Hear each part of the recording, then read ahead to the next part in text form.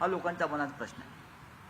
निवडणुकीमध्ये हारजीत होते, पण इंडिया आघाडीनं अनेक प्रश्नांवर एकत्र येणं गरजेचं आहे आणि ते लोकांच्या भावना अशाच आहेत की एकत्र तुम्ही निवडणुकीच्या व्यतिरिक्त सुद्धा आलं पाहिजे. मग तो महाराष्ट्र असेल, दिल्ली असेल किंवा राष्ट्रीय स्तरावर असेल. मोदींना मतं मिळाली म्हणजे ते सर्व आहेत किंवा भाजपला मतदान झालं म्हणजे ते सर्व आहेत लोकशाहीचे असं होत नाही. विरोधी पक्षाचं कर्तव्य हे विधानसभा आणि लोकसभा इतकंच रस्त्यावर सुद्धा आहे. आज फक्त इंडिया आघाडी ही पार्लमेंटला दिसते. आतमध्ये पार्लमेंटच्या बाहेर येणं सुद्धा अधिक गरजेचं आहे. अनेक मोठे नेते या इंडिया आघाडीमध्ये आजही आहेत. माननीय उद्धव ठाकरे साहेब आहेत, अखिलेश यादव आहेत, माननीय शरद पवार साहेब आहेत. हां, अनेक नेते आहेत त्याच्यामध्ये आहेत. तेजस्वी यादव आहेत. आणि प्रत्येकाला असं वाटतं की इंडिया आघाडी, फारुख अब्दुल्ला आहेत, इंडिया आघाडी ही मजबूतीनं टिकायला पाहिजे आणि भाजप समोर जे आव्हान उभं करायचं. काँग्रेस बोध घेईल असं वाटतं तुम्हाला? काँग्रेस पक्ष हा या इंडिया आघाडीतला आमचा बिग ब्रदर आहे, मोठा भाऊ आहे, राष्ट्रीय पक्ष आहे. 100 जागा त्यांच्याकडे आहेत आणि 100पेक्षा जास्त जागा जिंकण्याची क्षमता त्यांच्यामध्ये आहे. पण जेव्हा आम्ही एकत्र असू तेव्हा, हे आपण उत्तर प्रदेशमध्ये बघितलेलं आहे, महाराष्ट्रात लोकसभेला पाहिलेलं आहे. राष्ट्रीय स्तरावरचा मोठा पक्ष म्हणून प्रत्येक बाबतीमध्ये काँग्रेसच्या नेतृत्वानं पुढाकार घेणं आम्हाला अपेक्षित आहे. फक्त जागा वाटपामध्ये खेचाखेची करण्यासाठी आघाड्या नकोत आम्हाला. की निवडणुका आल्या, विधानसभा आल्या, लोकसभा आल्या, जागा वाटपामध्ये बिग ब्रदर नको.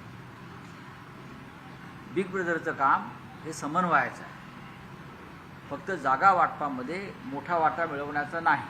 आगामी बिहार विधानसभा निवडणुकीत तरी इंडिया आघाडी एकत्रित दिसेल का? मग माझ्या माहितीप्रमाणे तेजस्वी यादव जे आहेत, राष्ट्रीय जनता दलाचे जे प्रमुख नेते आहेत, लालू यादव आहेत, हे सकारात्मक आहे.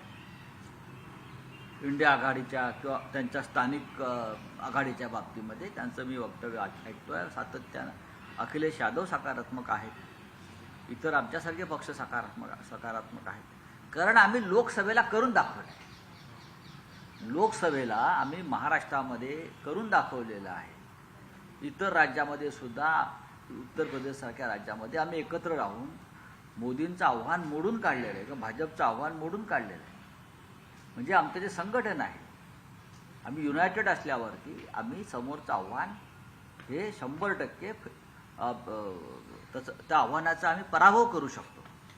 जम्मू काश्मीरमध्ये एकत्र लढले इंडिया आघाडी, मात्र काँग्रेसला संधी देण्यात आली नाही सत्ता वाटपामध्ये.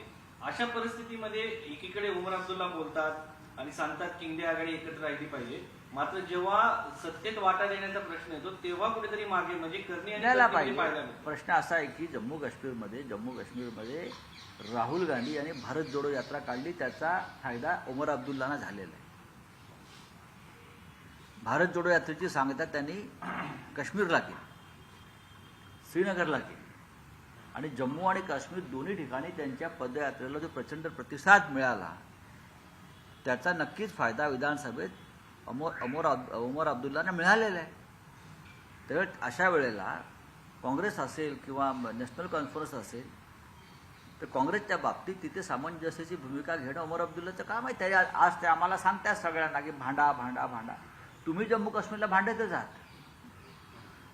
तुम्ही कुठे काँग्रेसला त्यांचा वाटा दिलेला आहे? राज्यातला प्रश्न आहे, आपत्ती व्यवस्थापनाच्या प्राधिकरणामध्ये अजित पवारांचा समावेश केलेला आहे, एकनाथ शिंदेचा समावेश केलेला नाही. आता असं आहे की तो शेवटी मुख्यमंत्र्यांचा अधिकार आहे. आपत्ती व्यवस्थापनामध्ये कदाचित अजित पवारांना जास्त ज्ञान असेल, कारण त्यांचे जे काका आहेत माननीय शरद पवार साहेब, हे राष्ट्रीय काय नॅशनल डिझास्टर मॅनेजमेंटचं त्यांना अटल बिहारी वाजपेयींनी प्रमुख केलं होतं गुजरातच्या भूकंपानंतर भुजला झालेला. त्याच्यामुळे बहुतेक तो वारसा त्यांनी दिला असेल खाली देवेंद्र फडणवीसांनी. आशा भोसलेंना प्रख्यात गायिका म्हणून ओळखलं जातं, त्यांनी एकनाथ शिंदेचं कौतुक केलेलं आहे. बाळासाहेबांनी शिवसेना घडवली तशी तुम्ही पुन्हा घडवली असं म्हटलेलं आहे. है ना, उद्या उद्धव ठाकरेंचं मुख्यमंत्री झाले तर ते उद्धव ठाकरेंविषयी ते तसंच बोलतील किंवा अजून कोणी आलं त्यांचं काय फार मोठ्या गायिका आहेत त्या, फार मोठ्या गायिका आहेत, फार मोठ्या कलाकार आहेत त्याच्याविषयी पण त्यांचं वय आता बहुतेक 90च्या पुढे आहे आणि त्यांनी त्यांचं मत व्यक्त केलं आहे. पण उद्या मुख्यमंत्री बदलल्यावर त्या संदर्भात त्यांची वेगळी भूमिका असेल.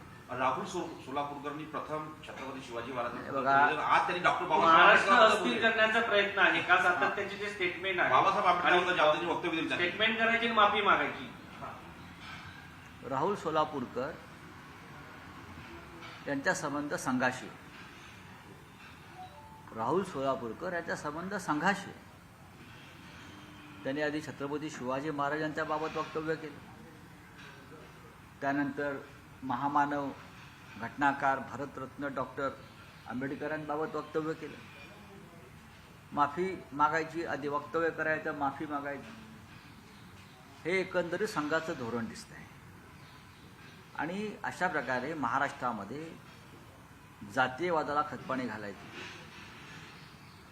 उद्रेक घडवायचा, दंगल सदृश्य परिस्थिती निर्माण करायची आणि भारतीय जनता पक्षाला जातीय राजकारणामध्ये मदत होईल अशा प्रकारच्या भूमिका सातत्याने घ्यायचा, हे संघाचं एक धोरण दिसतं आहे. पण महाराष्ट्रामधल्या जनतेनं सावध राहायला पाहिजे या सगळ्या लोकांपासून.